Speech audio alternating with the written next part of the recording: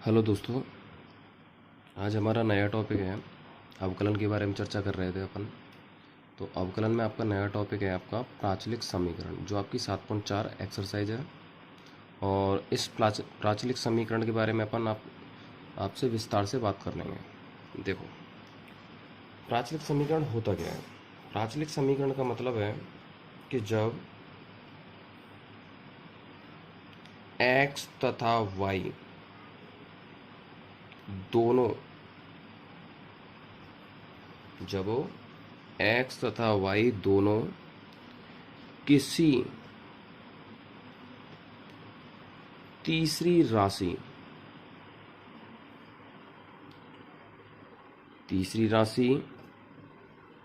के रूप में व्यक्त हो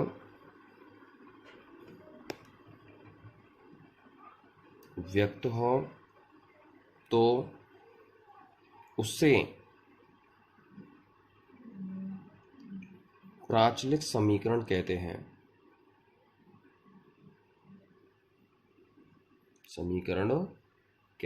हैं। क्लियर हुआ कि प्राचलिक समीकरण का मतलब क्या है। प्राचलिक समीकरण का मतलब होता है कि जब x तथा y दोनों किसी तीसरी राशि के रूप में व्यक्त हों तो उसे प्राचलिक समीकरण कहते हैं। और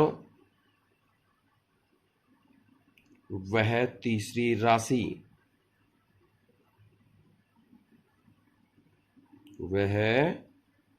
राशि प्राचल कहलाती है। क्या कहलाती है? प्राचल कहलाती है। तो ये चीज आपको क्लियर हुई होगी कि भाई प्राचलिक समीकरण होता क्या है। प्राचलिक समीकरण का मतलब मैंने आपको बता दिया कि जब x तथा y दोनों किसी तीसरी राशि के रूप में व्यक्त हों तो उसे प्राचलिक समीकरण कहते हैं। और वह तीसरी राशि क्या कहलाती है? आपकी प्राचल समीकरण कहलाती है। क्लियर हुई ये वाली बात? तो यहां पे जब इतना क्लियर हो गया तो अब इसके बाद आगे देखें। ये तो हो गया आपका प्राचलिक समीकरण के बारे में, ठीक है। तो यहां से जो तीसरी राशि है वो आपको किसके रूप में होगी? या तो वो टी के रूप में होगी, या फिर वो थीटा के रूप में होगी, या फिर वो और कुछ भी हो सकता है। तो यहां से अपन अब आगे चर्चा कर लेते हैं। जैसे कि एग्जाम्पल 16 इसका पहला पार्ट है। तो इसमें आपको दे रखा है x बराबर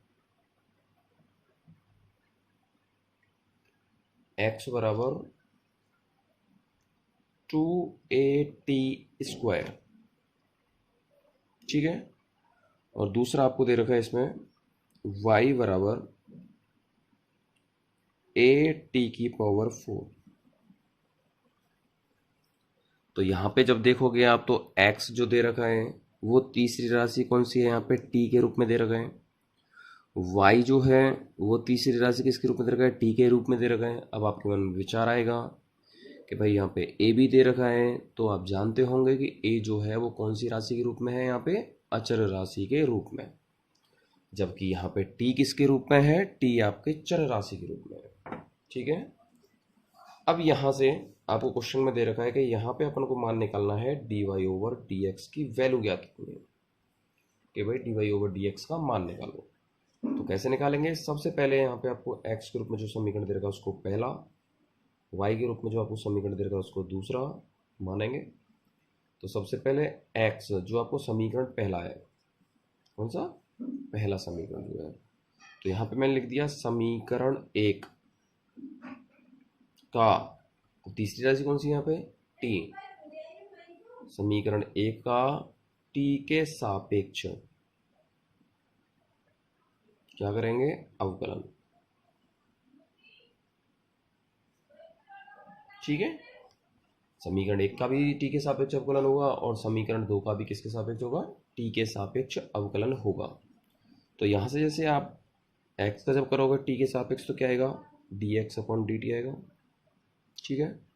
बराबर में यहाँ पे आप देखोगे आगे तो ये कौन सी राशि के रूप में हो गए? अचर राशि के रूप में। इसको अपन ने आगे निकाल दिया। तो यहाँ से टी स्क्वायर का अवकलन करोगे तो मैंने आपको घात वाला एक फॉर्मूला बताया था, एक्स की पावर एन बताया था। तो उस x की पावर n का जब अवकलन करते हैं तो फॉर्मूला क्या निकल के आता है भाई, जो n जो घात है वो आगे आ जाती है। तो यहाँ इसका मतलब क्या हो जाएगा, n x की पावर n माइनस वन, यानी कि एक घात उसमें से कम हो जाएगी। जैसे देखो यहाँ पे घात कितनी है, 2, वो तो आ गई आगे, और यहाँ पे एक घात क्या हो जाएगी, कम। तो कम का मतलब क्या हो गया, t। ठीक है, तो यहाँ से dx अपॉन dt बराबर कितना निकल के आ गया, 4at। क्लियर है, इसको अपन ने मान लिया तीसरा समीकरण।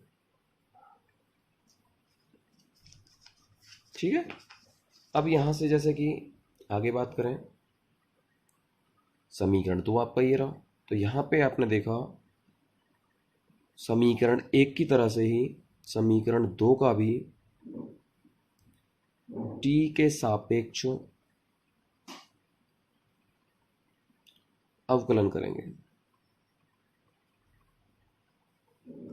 ठीक है, तो यहां पे जब इसका अवकलन करोगे y का t के सापेक्ष तो क्या आएगा, dy ओवर dt। यहाँ पे a क्या है, a आपकी अचर राशि है, उसको अपन ने बाहर निकाला। t की पावर कितनी है, 4। तो यहाँ पे क्या होगा, 4 घात आगे आ जाएगी, और यहाँ पे क्या होगा, एक घात कम हो जाएगी। तो यहाँ पे क्या आ जाएगा, टी क्यू। क्लियर है, यहाँ पे इसको आगे अपन मानेंगे dy ओवर dt बराबर 4at3, और इसको मान लिया अपन ने चौथा समीकरण। यहाँ तक क्लियर हुआ। इसके बाद क्या करेंगे अपन, समीकरण 4 में, समीकरण 4 में और भाग किसका लगाएंगे, समीकरण 3 का भाग देने पर। अब आप सोच रहे होंगे अपन ऐसा क्यों कर रहे हैं, तो अपन को क्या निकालना था बेटा, dy ओवर dx। और जब dy ओवर dx निकालना है तो हमें समीकरण 4 में समीकरण 3 का भाग देना पड़ेगा, और जब dx अपन dy निकालेंगे तो फिर समीकरण 3 में किसका भाग लगा देंगे, 4 का। तो क्लियर हुआ कि भाई अपन को मान के इसका निकालना था dy ओवर dx का, तो इसलिए समीकरण 4 में किसका भाग लगाएंगे, समीकरण 3 का भाग लगाएंगे। तो यहाँ पे चलो भाग लगा के देखते हैं क्या आता है। तो यहाँ पे अब जैसे हमने dy ओवर dt में भाग लगाया बेटा dx अपॉन dt को, ठीक है, यहाँ पे जब भाग लगाएंगे तो क्या आएगा, देखो आगे रिजल्ट, यहाँ पे इसकी वैल्यू क्या होगी, 4at3, और यहाँ पे क्या दे रखा है आपको, 4at। तो यहाँ पे dt से dt कैंसिल हो जाएगा, और जैसे ही कैंसिल होगा तो यहाँ पे आगे क्या आ जाएगा, dy ओवर dx।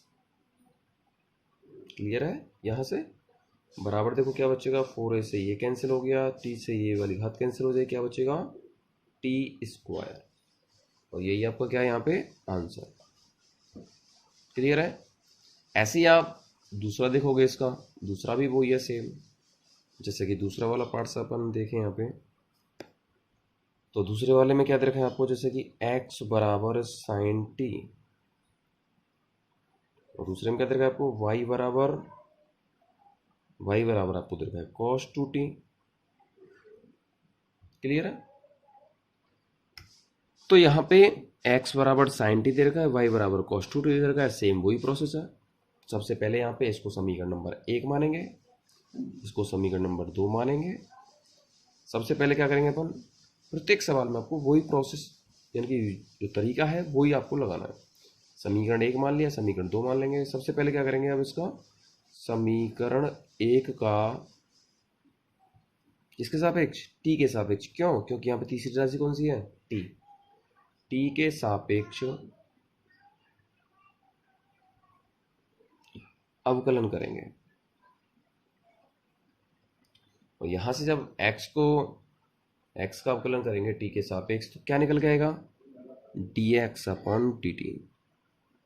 क्लियर है, बराबर साइन टी, और साइन टी का आप जानते होंगे, मैंने आपको फॉर्मूला लिखवाया था कि जब साइन का अवकलन करते हैं तो क्या निकल के आता है, कॉस। तो यहाँ पे दे रखे आपको साइन टी, तो उसका अवकलन क्या हो जाएगा, कॉस टी। इसको अपन कौन सा समीकरण मानेंगे, तीसरा। ये बिल्कुल फिक्स है कि पहले एक्स के रूप में जो आपको समीकरण दे रखा है उसका अवकलन कीजिए, तीसरी राशि जो भी हो, टी हो या थीटा हो, उसके सापेक्ष अवकलन कीजिए, तो उसको समीकरण नंबर 3 दीजिए। जब समीकरण 2 का अवकलन करोगे, जो भी राशि आपकी टी है या थीटा है, तो फिर उसको आप क्या दोगे, समीकरण नंबर 4। ठीक है, तो यहाँ पे इसी प्रकार यहाँ पे कर लिया अपन ने कि समीकरण 2 का टी के सापेक्ष क्या करेंगे, अवकलन। तो यहां से जब इसका अवकलन करेंगे, ये जो आपको दे रखा है दूसरा समीकरण y बराबर cos 2t, तो यहाँ पे क्या निकल के आ जाएगा, dy/dt। क्लियर है। यहाँ पे cos का जब अवकलन करोगे, cos का अवकलन जब करेंगे तो क्या निकल के आता है, आपको पता होगा, माइनस साइन निकल के आता है। तो यहाँ पे क्या हो जाएगा, माइनस साइन 2t हो गया। अब यहाँ से किसका अवकलन करेंगे, अब जानते होंगे 2t का भी अवकलन होगा। कि भाई यहाँ पे t अगर होता केवल जैसे होता cos 2t, जैसे यहाँ पे दे रखा है cos 2t की जगह पे क्या होता, cos t होता, तो डायरेक्ट अपन लिख देते माइनस साइन t। लेकिन यहाँ पे t के बगल में क्या दे रखा है, आपको 2t दे रखा है, तो फिर किसका होगा, 2t का भी अवकलन होगा। तो जब t का t के सापेक्ष अवकलन करेंगे तो वहाँ पे कितना हो जाएगा, 1, तो यहाँ पे कितना रह जाएगा, 2। क्लियर है। तो इसको जैसे आगे स्टेप बढ़ा दो, इसको समीकरण नंबर 4 कह देंगे। तो dy/dt बराबर यहाँ पे क्या हो जाएगा, -2 sin 2t, समीकरण नंबर 4। क्लियर हुआ। इसके बाद आपको पता ही है करना क्या है, अब किसकी वैल्यू निकालनी है, dy/dx की। तो समीकरण 4 में किसका भाग लगाएंगे, समीकरण 3 का। यदि हमें dx/dy की वैल्यू निकालनी होती तो समीकरण 3 में अपन भाग लगाते किसका, समीकरण 4 का। तो यहां से समीकरण 4 में भाग लगा दो किसका, समीकरण 3 का। और जब यहां से भाग लगाओगे तो वही तरीका, dy/dt बटे में dx/dt, यहाँ dt से dt कैंसिल हो जाएगा, यहाँ पे क्या रहेगा, -2 sin 2t, और बटे में क्या दे रखा है आपको, cos t।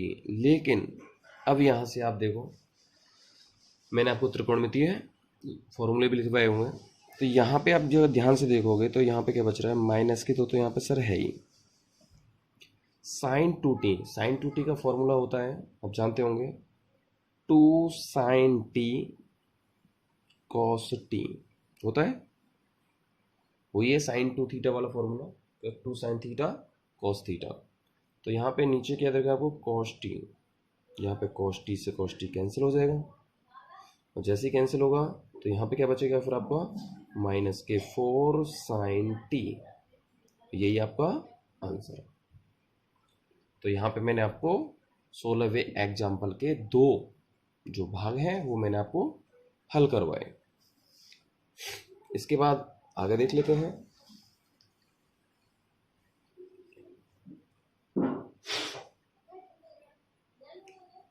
यहाँ पे इसका तीसरा वाला पार्ट्स है, उसको भी आप ऐसे सॉल्व करोगे। चौथा जो है आपको यहाँ पे चौथे पार्ट्स में आपको दे रखा है कि x बराबर a cos थीटा, y बराबर b cos थीटा। जैसे मैं आपको इसको समझा देता हूँ, तो ये थीटा के रूप में है। तो यहाँ पे आपको दे रखा है x बराबर a cos थीटा, और दूसरा क्या हो गया यहाँ पे, दूसरा हो गया y बराबर b cos थीटा। दोनों दे रखे हैं। जब दोनों दे रखे हैं तो फिर मैं आपको दोबारा समझाना चाह रहा हूं कि x तीसरी राशि कौन सी हो गई, थीटा, y तीसरी राशि कौन सी हो गई, थीटा। तो इसका मतलब क्या हुआ, x और y दोनों तीसरी राशि कौन सी के रूप में, थीटा के रूप में। और जब तीसरी राशि के रूप में व्यक्त किए गए हों तो उस समीकरण को क्या कहते हैं, प्राचलिक समीकरण कहते हैं। और तीसरी राशि क्या कही जाती है, तीसरी राशि को कहते हैं अपन प्राचल। तो यहाँ से इसका सेम वही करना है, d y over d x की वैल्यू निकालनी है, d y over d x की वैल्यू निकालनी है यहाँ पे। तो यहाँ पे जब d y over d x की वैल्यू निकालेंगे तो देखो सबसे पहले इसको समीकरण 1 मान लो, इसको समीकरण नंबर 2 मान लो। यहाँ से समीकरण 1 का अब किसके सापेक्ष अवकलन होगा, थीटा के सापेक्ष, क्योंकि तीसरी राशि क्या है, थीटा, तो थीटा के सापेक्ष अवकलन।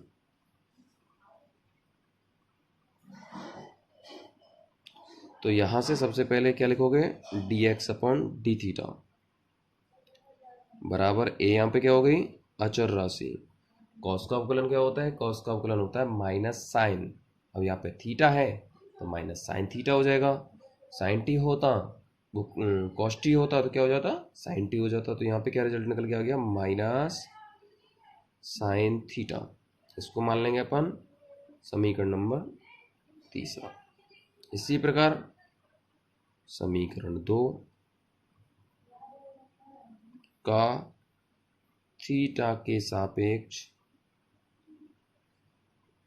अवकलन, जब यहां से इसका अवकलन करोगे समीकरण 2 का, तो समीकरण 2 में आपको दे रखा है d y over d theta बराबर बी, यहाँ पे अचर राशि है, कॉस थीटा।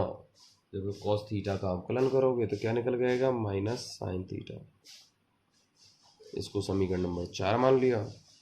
इसके बाद में आप देखोगे कि समीकरण 4 में भाग लगाना है इसका समीकरण 3 का।